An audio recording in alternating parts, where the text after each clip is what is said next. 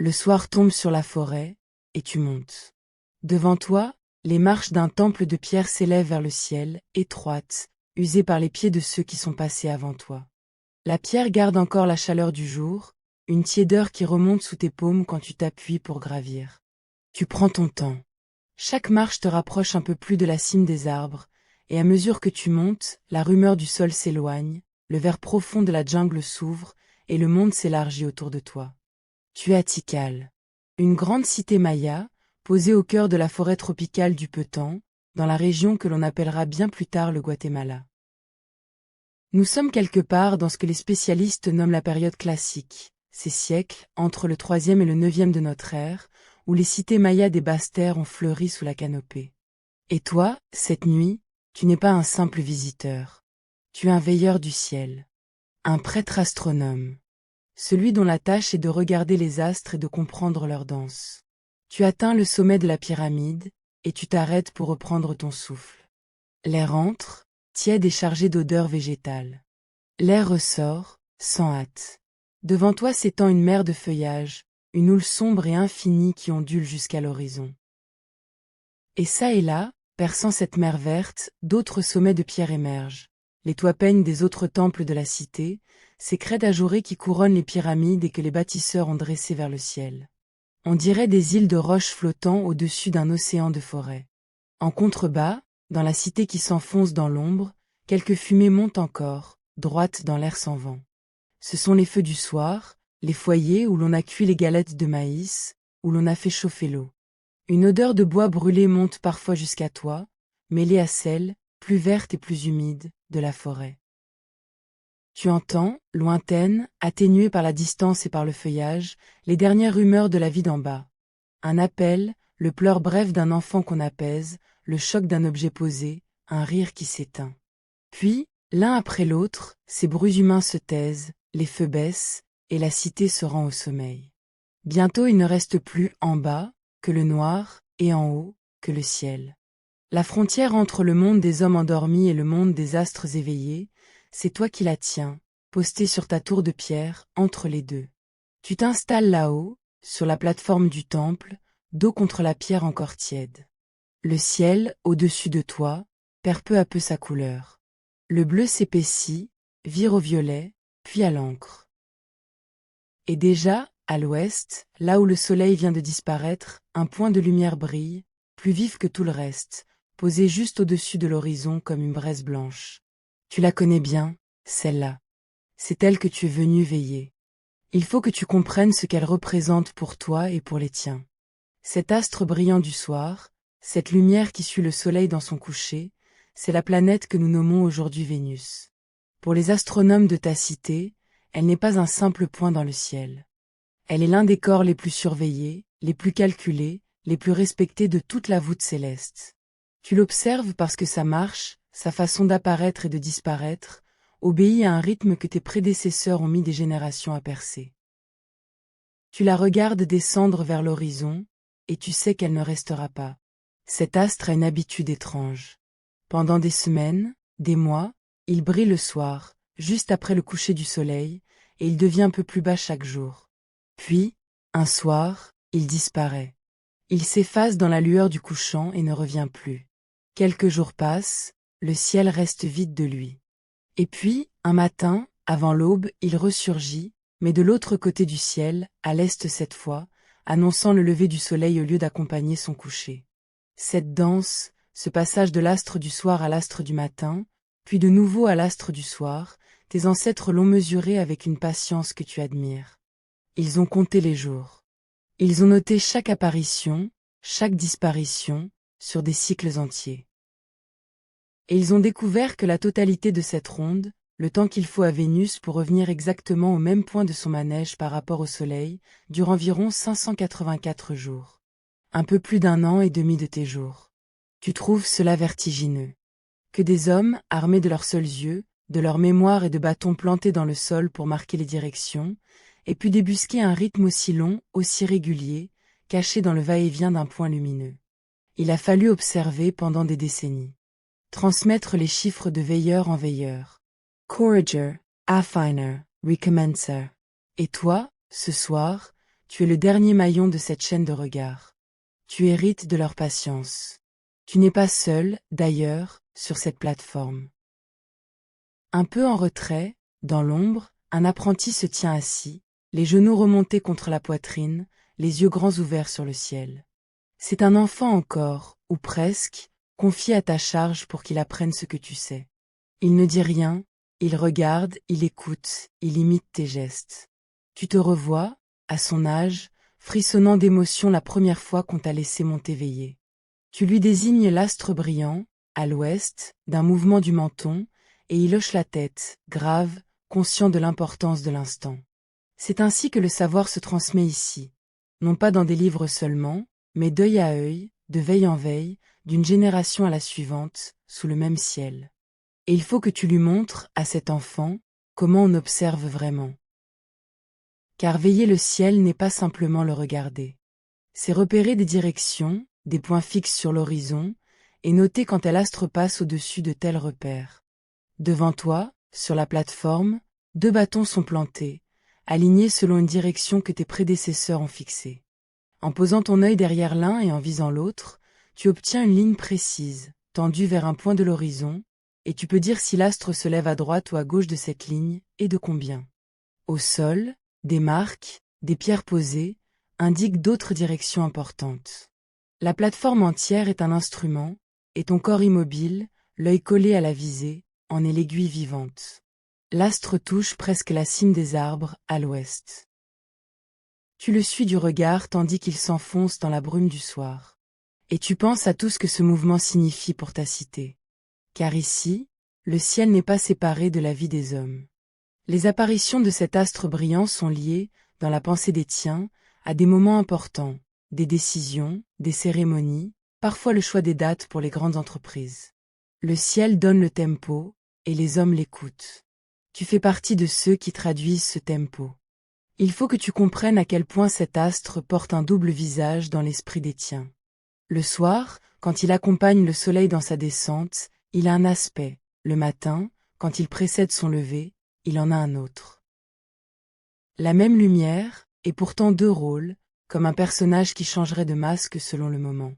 Et parce que ces retours sont si réguliers, si exacts, on les a rattachés à des moments graves de la vie de la cité, aux entreprises qui demandent de la résolution, aux décisions importantes des seigneurs.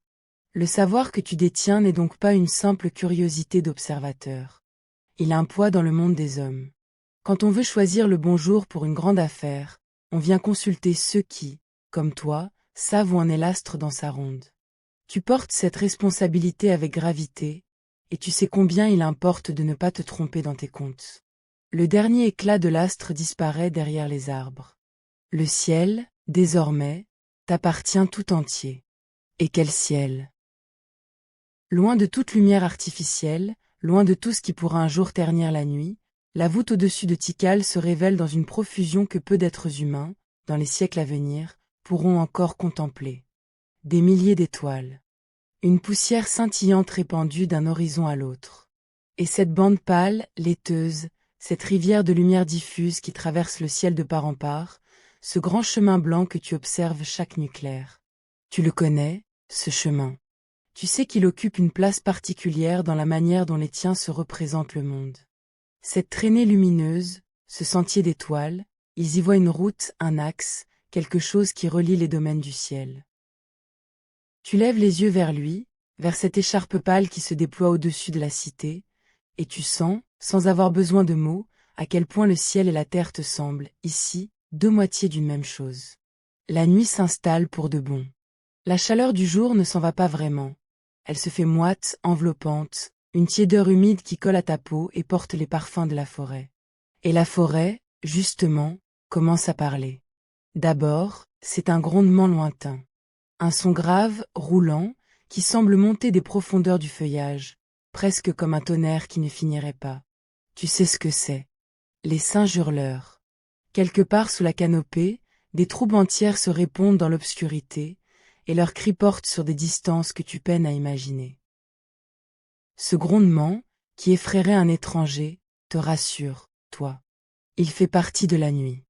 Il dit que la forêt est vivante, qu'elle veille elle aussi, à sa manière. Tout près, Des insectes tissent une nappe de stridulation, un bourdonnement continu qui semble sourdre de partout à la fois. Un oiseau de nuit lance un appel, 2 notes répétées, puis se tait. Une chose invisible froisse les feuilles, plus bas, et redevient silencieuse. Et dans l'air noir, devant toi, de petites lumières se mettent à danser. Des lucioles. Elles dérivent au ras des arbres, points dorés qui s'allument et s'éteignent, comme si quelques étoiles s'étaient égarées et flottaient maintenant au-dessus de la jungle. Tu les regardes monter et descendre, ces braises vivantes, et le contraste te touche. En haut, les étoiles fixes, éternelles, dont ils calculent la course depuis des générations. En bas, ces étincelles éphémères qui ne brillent qu'un instant. Le ciel immense et lent, la forêt menue et grouillante. Et toi, entre les deux, posé sur ta tour de pierre, à veiller. Tu te redresses un peu et tu poses la main sur l'objet qui ne te quitte jamais lors de tes veilles. C'est un livre. Pas un livre comme nous l'entendrons plus tard, mais un long ruban d'écorce de figuier, battu, lissé, enduit d'une fine couche de chaux blanche, puis plié en accordéon pour former des pages que l'on peut déployer. Sur cette surface claire, des scribes ont tracé des signes à l'encre, des couleurs, des colonnes de symboles. C'est l'un de ces livres que les tiens fabriquent pour conserver le savoir. Un objet précieux, rare, gardé avec soin. Tu l'ouvres avec précaution, et tu déplies quelques pages dans la pénombre. Tu n'as pas vraiment besoin de lumière pour le lire, tu le connais presque par cœur. Mais tu aimes le sentir sous tes doigts, suivre du bout du doigt les colonnes de signes. Car ce que ce livre contient, c'est précisément le fruit de tout ce travail d'observation. Des tables, des suites de nombres, les cycles des astres, consignés jour après jour, pour que ceux qui viendront après toi n'aient pas à tout recommencer. Et les nombres, justement, il faut que tu m'expliques comment ils s'écrivent ici, car c'est l'une des plus belles inventions des tiens. Regarde la page. Tu n'y vois pas des chiffres comme ceux d'autres peuples. Tu vois des points et des barres. 1 point, c'est 1. 2 points, c'est 2. 3 points, 3. 4 points, 4. Et quand tu arrives à 5, tu mets pas 5 points. Tu traces une barre, une seule, qui vaut 5 à elle seule. Un point au-dessus d'une barre, c'est 6. 2 barres, c'est 10. 3 barres, 15. Et avec ce jeu de points et de barres, en les empilant, tu peux écrire les nombres de 1 à 19 sans jamais te perdre. Mais voici la merveille. Que se passe-t-il quand il n'y a rien? Quand une colonne est vide, quand une position ne contient aucune unité. Les tiens ont inventé un signe pour cela. Un signe pour le vide, pour l'absence, pour ce que nous appellerons le zéro. Souvent, on le dessine comme une coquille, une forme arrondie et close. Et l'idée qu'il porte est immense. Représenter le rien comme un nombre à part entière, lui donner une place, un symbole, une existence sur la page. Beaucoup de civilisations, à travers le monde et à travers les siècles, n'auront jamais eu cette idée. Les tiens, si. Et toi, ce soir, tu traces ce signe de la coquille sur ta page comme si c'était la chose la plus naturelle du monde. Il faut aussi que tu comprennes comment les tiens comptent. Pas comme nous le ferons plus tard, par paquet de 10. Eux comptent par paquet de 20. Sans doute parce que, en regardant ses mains et ses pieds, un être humain trouve 20 doigts au total. Alors la numération Maya est bâtie sur le 20. Quand tu empiles tes nombres sur la page, chaque étage compte 20 fois plus que celui d'en dessous. Le premier niveau pour les unités, le deuxième pour les vingtaines, et ainsi de suite. Avec ce système, et grâce aux zéros qui marquent les positions vides, tu peux écrire des nombres énormes, des comptes de jours qui s'étirent sur des milliers et des milliers d'années. Et c'est là que tout se rejoint. Car ces grands nombres, ce ne sont pas des jeux d'esprit. Ils servent à compter le temps, à mesurer les jours, à les ranger, à les nommer. Et le temps, pour les tiens, est l'une des plus grandes affaires qui soient. Tu lèves de nouveau les yeux vers le ciel, et tu laisses ta pensée glisser vers les calendriers, ces grandes roues du temps que ta cité fait tourner. Il faut que tu saches qu'ici, on ne compte pas le temps d'une seule façon, mais de plusieurs à la fois, comme des roues engrenées les unes dans les autres. Le premier de ces comptes, celui qui touche au sacré, au rituel, à la destinée, dure 260 jours.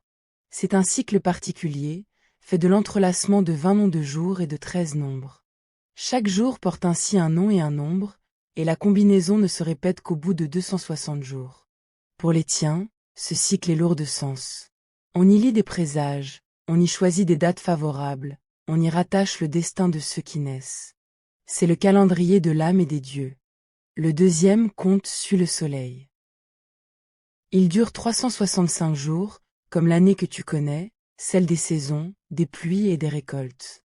Il se partage en 18 périodes de 20 jours chacune, ce qui fait 360, auquel on ajoute, à la fin, une courte période de 5 jours. Ces 5 jours surnuméraires, ceux qui n'appartiennent à aucun des grands mois, sont considérés comme délicats, incertains, un moment où il faut se montrer prudent avant que la grande roue solaire ne recommence son tour. C'est le calendrier de la Terre, des semailles et des moissons. Et maintenant, imagine ces deux roues qui tournent ensemble, l'une de 260 jours, l'autre de 365. Chaque jour reçoit à la fois sa marque dans la roue sacrée et sa marque dans la roue solaire. Et la question se pose. Au bout de combien de temps une même combinaison, exactement la même dans les deux roues à la fois, revient-elle? Tes ancêtres ont calculé la réponse. Il faut attendre 52 années solaires. 52 ans pour que les deux roues reviennent précisément à leur point de départ commun. Ce grand cycle de 52 ans est une borne majeure dans la vie de ta cité. C'est presque une vie d'homme. Voir s'achever et renaître un de ces cycles est un événement considérable, entouré de cérémonies et de renouveau. Tu repasses ces nombres dans ta tête, 260, 365, 52, et tu sens la beauté de cet emboîtement. Comme des engrenages invisibles qui font avancer les jours. Mais il existe encore un autre compte, plus vaste, plus ambitieux, et celui-là te donne presque le vertige. Car les roues qui se répètent ont un défaut. Elles ne disent pas combien de tours elles ont déjà fait. Si je te dis qu'un jour porte telle marque dans la roue sacrée et telle marque dans la roue solaire, tu sauras où il se situe dans le cycle de 52 ans, mais tu ne sauras pas s'il s'agit du cycle d'il y a un siècle ou de celui d'aujourd'hui. Alors les tiens ont créé un autre système, qui ne tourne pas en rond, mais qui avance tout droit. Un compte continu des jours, depuis un point de départ très ancien, fixé bien avant la fondation de ta cité, dans un passé fabuleux. Ce grand compte, ce décompte ininterrompu, permet de nommer chaque jour de façon unique, sans confusion possible, en disant combien de jours se sont écoulés depuis l'origine. C'est ce que les spécialistes appelleront plus tard le compte long. Grâce à lui, et grâce au grand nombre que ta numération sait écrire, tu peux situer un événement avec une précision stupéfiante, à un jour près, sur une étendue de temps qui se mesure en milliers d'années. Tu peux dire, sur une stèle de pierre, le jour exact où tel roi est monté sur le trône, le jour exact où telle bataille a eu lieu. Tu inscris le temps dans la roche pour que personne ne l'oublie. C'est cela, peut-être, qui te fascine le plus dans le travail des tiens. Cette obsession du temps. Ce désir de le compter, de le nommer, de le graver. Comme si, en mesurant les jours avec assez de soin, on pouvait apprivoiser quelque chose d'aussi vaste et d'aussi insaisissable que la durée elle-même. Une brise tiède passe sur la plateforme du temple et fait frémir les feuilles, en contrebas. Tu replies ton livre d'écorce et tu le poses à côté de toi. Tu n'as plus besoin de le consulter. Le reste de la veille, tu vas le passer à regarder, simplement à regarder, et à laisser les astres écrire eux-mêmes leurs leçons dans le ciel. La lune n'est pas encore levée. Cette nuit, elle se lèvera tard, fine, déclinante. Tu sais à peu près où et quand elle apparaîtra, car la lune aussi, tu la suis. Son cycle, le passage d'un croissant à l'autre, le gonflement puis l'amincissement de sa lumière, fait partie de tes comptes. Les tiens ont noté la durée moyenne d'une lunaison, cet intervalle d'un peu plus de 29 jours qui sépare deux mêmes phases. Ils ont même cherché à prévoir ces moments rares où la lumière se voile, où le soleil ou la lune semblent s'obscurcir, ces éclipses qui frappent dans les esprits. Pour les prévoir, il faut connaître les rythmes de la lune avec une finesse remarquable. Et les pages de ton livre, là, à côté de toi, contiennent justement des tables qui aident à anticiper ces voiles soudains posés sur la lumière. Tu te dis que c'est cela, être un veilleur du ciel. Non pas t'en prédire l'avenir, comme certains l'imaginent, mais comprendre les retours. Savoir que ce qui est parti reviendra. Que l'astre du soir reviendra astre du matin. Que la lune décroissante redeviendra pleine. Que le soleil, après s'être éloigné, reviendra vers son point le plus haut. Le ciel, pour toi, est un grand livre de promesses tenues. Tout y revient, à condition de savoir attendre et compter. Le soleil, justement. Lui aussi, tu le veilles, mais autrement. Tu observes où il se lève et où il se couche au fil des saisons. Car son point de lever, sur l'horizon, n'est pas fixe. Il se déplace au long de l'année, glissant vers un côté, puis revenant vers l'autre, dans un balancement régulier. Aux deux extrémités de ce balancement, le soleil semble s'arrêter quelques jours, hésiter, avant de repartir en sens inverse. Ce sont les solstices, ces moments charnières que tes prédécesseurs ont appris à repérer. Entre les deux, à mi-chemin, il y a les jours où la lumière et l'obscurité s'équilibrent presque, et tu sais reconnaître ces moments-là aussi. Il y a encore un autre moment du soleil que tu surveilles, et celui-là est particulier aux terres où tu vis. Car ta cité se trouve dans la zone du monde où le soleil, certains jours de l'année, passe exactement à la verticale, au plus haut point possible du ciel. Ces jours-là, à l'heure de midi, un poteau planté bien droit dans le sol ne projette presque aucune ombre, comme si l'ombre se cachait sous les pieds de celui qui se tient debout.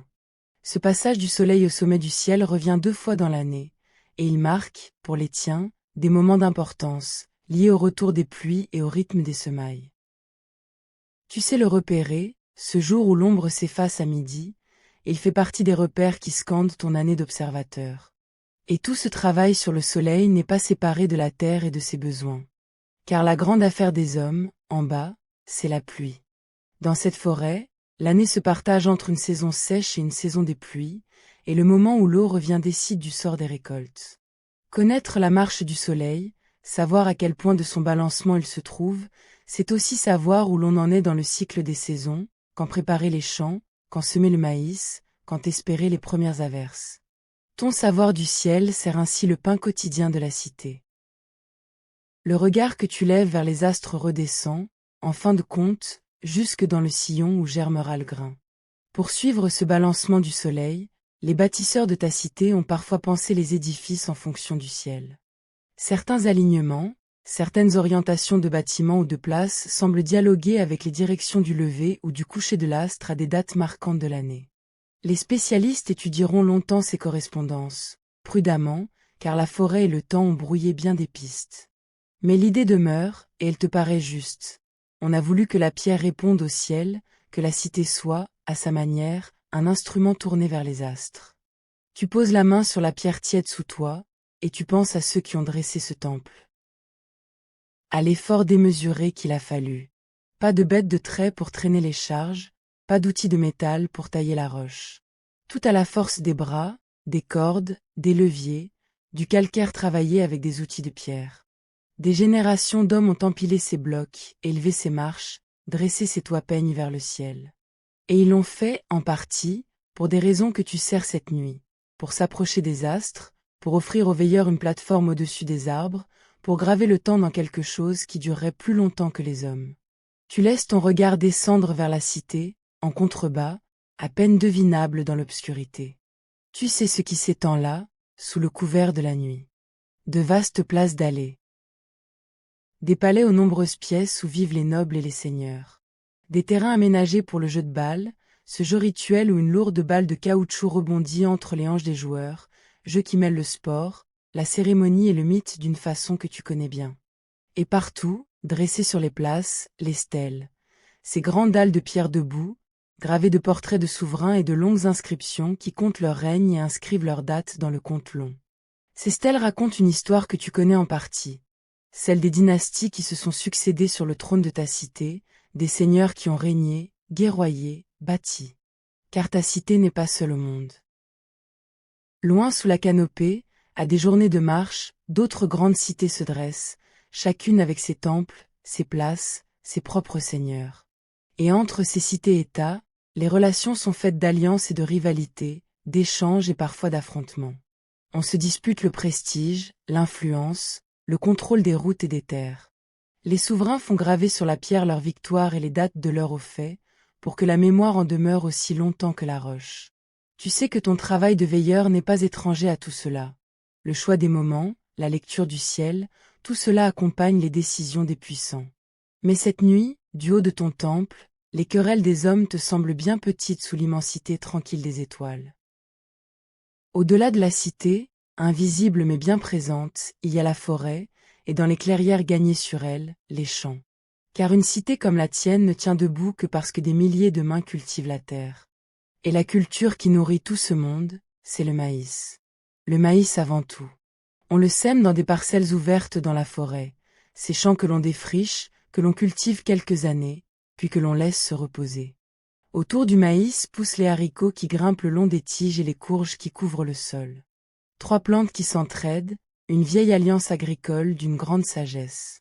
Le maïs n'est pas qu'une nourriture, pour les tiens. Il est au cœur de la façon dont vous vous racontez le monde et l'origine des hommes. Dans les récits que se transmettent les peuples mayas, la chair des premiers êtres humains aurait été pétrie à partir du maïs. L'aliment qui soutient le corps est aussi celui dont le corps serait né.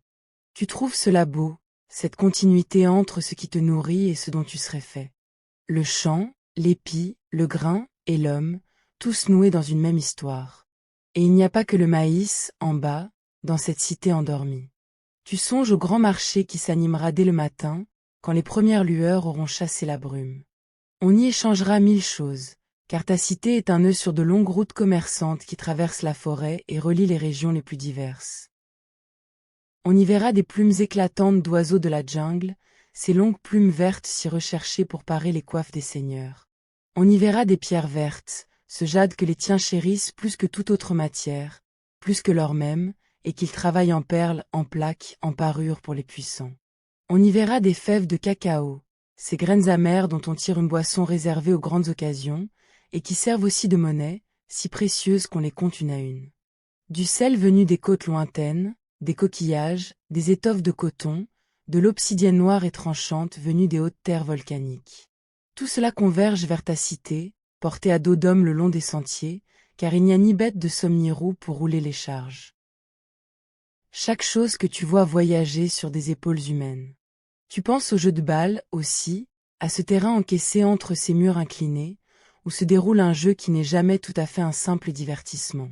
Une lourde balle de caoutchouc, tirée de la sève d'un arbre de la forêt, que les joueurs renvoient avec les hanches, les coudes, le corps, sans presque jamais la toucher des mains.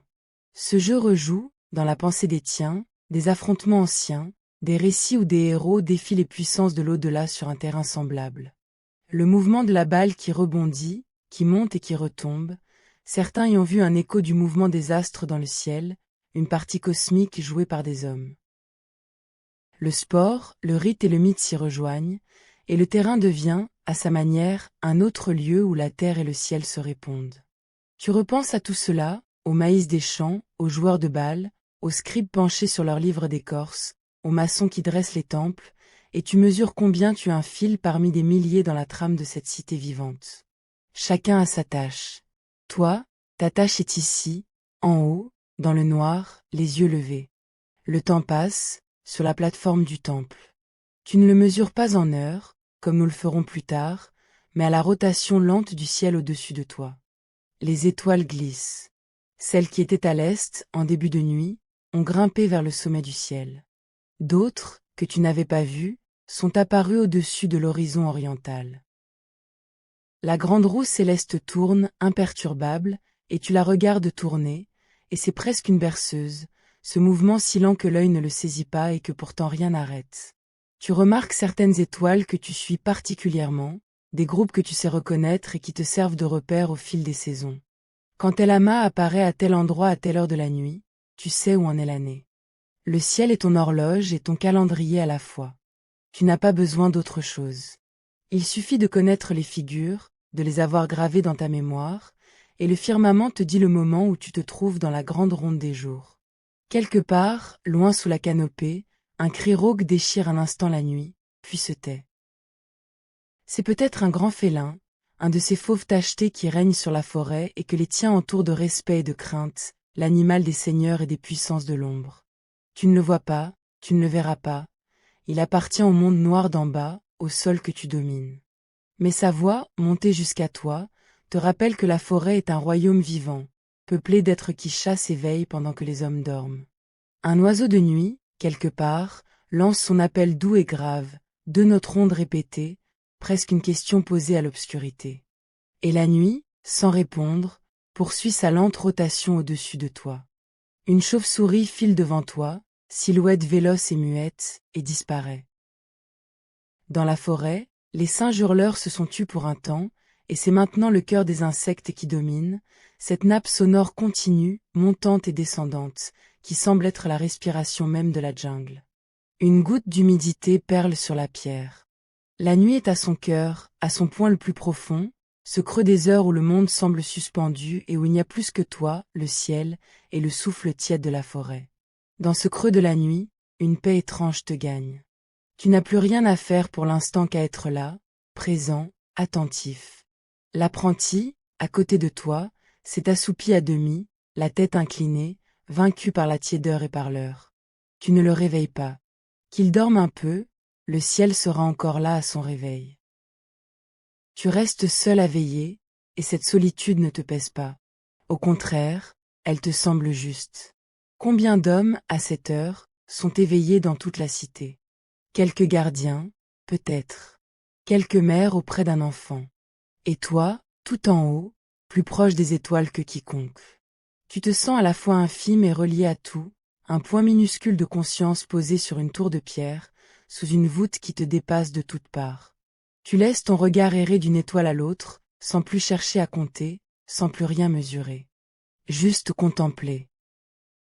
La poussière scintillante, le grand chemin laiteux qui traverse le ciel, les quelques astres brillants qui ne scintillent pas, ces astres errants que tu sais distinguer des étoiles fixes parce qu'ils se déplacent au fil des mois sur le fond du ciel. Tout est là, immense, ancien, fidèle. Et il te vient cette pensée tranquille. Ce ciel était déjà ainsi avant ta cité, avant tes ancêtres, avant les premiers hommes. Il sera ainsi longtemps après que la forêt aura repris ses droits sur la pierre. Et pourtant, cette nuit, il est à toi, offert à ton seul regard, comme un cadeau silencieux fait à celui qui prend la peine de lever les yeux. Tu penses au livre, à ces précieux rubans d'écorce comme celui posé à côté de toi. Tu sais qu'il en existe, dans ta cité et dans d'autres, conservés par les scribes et les prêtres, où sont consignés les savoirs, les contes du ciel, les rites, les listes des jours, l'histoire des dynasties. Et une pensée te traverse, que tu ne peux pas formuler clairement, mais qui te serre un peu le cœur. Ces livres sont fragiles. L'écorce et la chaux ne résistent pas à tout. L'humidité de la forêt, le temps, les bouleversements à venir. Tu ignores, bien sûr, ce que l'avenir réserve à ces pages. Tu ne peux pas savoir que, dans les siècles lointains, la plupart de ces livres disparaîtront, et qu'il n'en subsistera qu'une infime poignée, quelques rescapés, pour témoigner de tout ce savoir patiemment accumulé. Mais cette nuit, ton livre est là, intact, ouvert un instant sous les étoiles, et le savoir qu'il porte est vivant dans ta tête et dans tes mains. C'est ce qui compte. Tu fais ce que les veilleurs ont toujours fait. Tu observes, tu notes, tu transmets. Le reste ne t'appartient pas. Tu penses aussi à l'écriture elle-même, à ces glyphes qui couvrent les pages et les stèles. Une écriture dense, élégante, où chaque signe est presque un petit tableau. Certains glyphes représentent des sons, des syllabes que l'on assemble pour former les mots. D'autres représentent des idées entières, des notions complètes en un seul dessin. Et souvent, les scribes mêlent les deux, jouent avec les formes, varient les manières d'écrire un même mot, par goût de la beauté autant que par souci de clarté. Pour lire couramment ces signes, il faut des années d'apprentissage. C'est un savoir réservé, précieux, gardé par une poignée de lettrés. Et toi qui sais le déchiffrer, tu portes en toi un peu de cette mémoire de ton peuple. Tu songes aux scribes qui fabriquent ces livres, à la patience de leur métier. Il faut d'abord prélever l'écorce intérieure de certains figuiers de la forêt, l'abattre, l'assouplir, l'assembler en longues bandes, puis l'enduire d'une fine couche claire qui offre une surface nette à l'écriture. Ensuite viennent les couleurs. Le noir et le rouge surtout, tirés des matières de la forêt et de la terre, et ce bleu si particulier, lumineux et durable, dont les artisans des tiens ont le secret et dont la teinte résiste autant mieux que bien d'autres. Avec des pinceaux fins, les scribes tracent les glyphes, peignent les figures des divinités, alignent les colonnes de nombres. Chaque page est à la fois un texte et une œuvre. Et quand le livre est plein, il se replie en accordéon, se range, se transmet, se recopie quand il s'use, pour que le savoir ne meure pas avec l'objet qui le porte. C'est cette chaîne de copie, de recopie, de transmission, qui maintient vivante la science du ciel à travers les générations. Un veilleur observe, un scribe consigne, un autre recopie, un maître enseigne à un apprenti, et ainsi le savoir traverse le temps, plus durable que chacun des hommes qui le portent un moment. Tu n'es qu'un anneau dans cette longue chaîne. Mais sans cet anneau, et sans tous les autres, la chaîne se romprait. Voilà pourquoi tu veilles cette nuit avec tant de soin. Non pour toi. Pour ceux d'avant, qui t'ont transmis. Pour ceux d'après, à qui tu transmettras. Tu te souviens d'Itsamna, la figure que les tiens associe à la sagesse, à l'écriture, au savoir, ce personnage des anciens récits que l'on relie au don des signes et des contes. Quand tu traces tes nombres et tes glyphes, tu te sens, d'une certaine façon, dans son sillage. Tu n'es pas l'inventeur de ce savoir. Tu en es le gardien et le passeur. Et il y a, dans cette humilité, quelque chose qui t'apaise. Tu n'as pas à tout porter. Tu reçois, et tu transmettras. La nuit avance encore.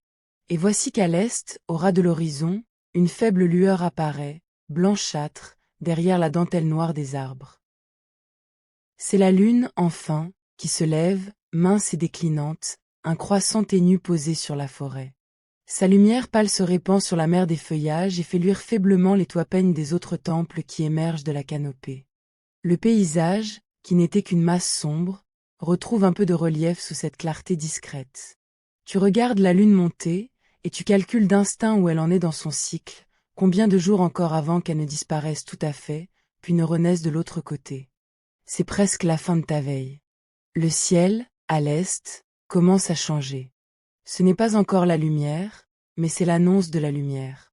Le noir profond de la nuit se dilue, là-bas, en un gris très sombre, puis en un bleu de plus en plus pâle. Les étoiles, l'une après l'autre, perdent de leur éclat. Les plus faibles s'effacent d'abord, comme des chandelles que l'on souffle une à une. Bientôt, il ne reste plus que les plus brillantes, qui résistent encore à la montée du jour. Et là, juste avant que le ciel ne s'éclaircisse trop, ton regard est attiré par un point très vif, bas sur l'horizon oriental, qui se lève juste devant le soleil encore caché. Tu souris. Car c'est elle, de nouveau. L'astre que tu veillais hier soir à l'ouest, l'astre du soir, est devenu, après son passage par l'invisible, l'astre du matin. Vénus annonce maintenant le jour qu'elle annonçait hier le crépuscule. Le cycle dont il connaît la durée, ces 584 jours environ, se déroule là, sous tes yeux, dans le va-et-vient d'un seul point de lumière. Tu n'as pas vu le passage entier cette nuit, bien sûr. Tu en as juste retrouvé un fragment, une preuve, un signe que les contes de tes ancêtres disaient vrai. Et cela suffit à te remplir d'une joie tranquille. La brume commence à monter de la forêt. Une vapeur blanche, légère, qui s'élève des arbres et s'étire au-dessus de la canopée comme une seconde mer posée sur la première. Les sommets des temples, autour de toi, semblent flotter sur cette brume, îles de pierre au-dessus d'un océan de nuages bas. C'est l'un des plus beaux moments de la veille, ce moment où la forêt exhale la nuit en brouillard et où la cité paraît suspendue entre deux mondes. Les premiers oiseaux du jour se réveillent. Des cris, des appels, des sifflements montent du feuillage, d'abord épars, puis de plus en plus nombreux, jusqu'à former un grand concert mêlé. Les singes hurleurs reprennent aussi leur grondement, saluant l'aube à leur manière, et leur voix profonde roule de nouveau sous la canopée. La forêt, qui s'était assoupie au cœur de la nuit, se réveille tout entière, et tu es là, en haut, témoin de ce passage de l'ombre à la lumière. À l'est, enfin, le soleil émerge. Un arc de feu sur l'horizon, qui grandit, qui s'embrase, qui inonde la mer des feuillages d'une lumière dorée. La brume s'allume de rose et d'or. Les toits des temples virent à l'ocre chaud. Et la dernière étoile s'éteint, et l'astre du matin lui-même finit par se dissoudre dans l'éclat grandissant du jour. Ta veille est accomplie. Tu restes encore un moment immobile, à laisser la chaleur neuve du soleil toucher ton visage. Tu as veillé toute la nuit. Tu as suivi l'astre du soir jusqu'à sa disparition, regardé tourner la grande roue des étoiles, attendu la lune fine, et retrouvé au matin l'astre brillant de l'autre côté du ciel. Tu as tenu ta place dans la longue chaîne des veilleurs.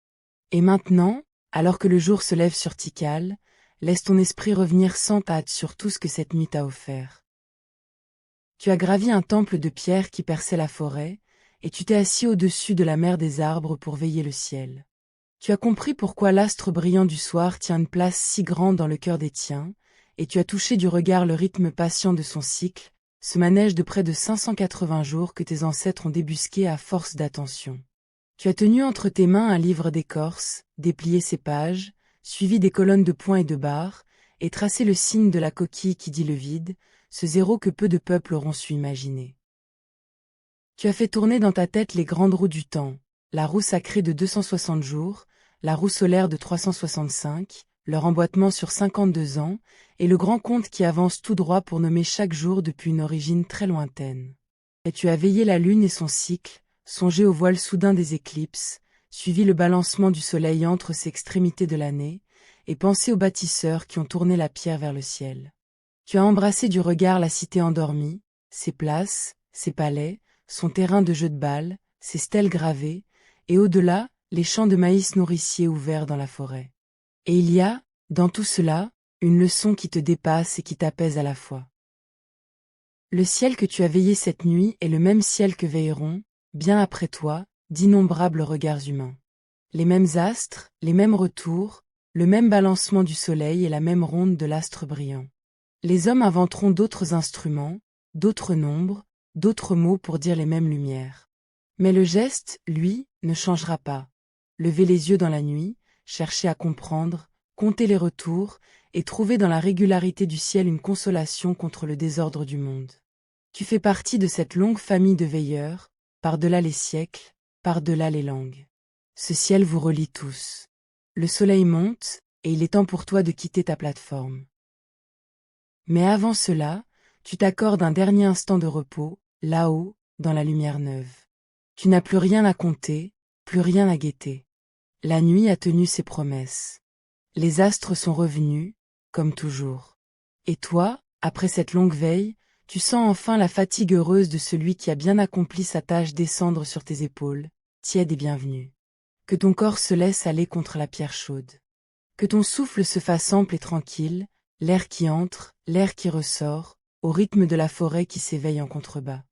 Tu n'as plus besoin de veiller. D'autres regards, après toi, prendront le relais quand reviendra le soir. Pour l'instant, il n'y a que la chaleur, la brume qui se dissipe, le chant des oiseaux, et ce ciel immense et fidèle au-dessus de la cité Maya. La brume s'effiloche sur la canopée, et la cité s'éveille en silence dans la lumière dorée. Et maintenant, tu peux dormir. Bonne nuit.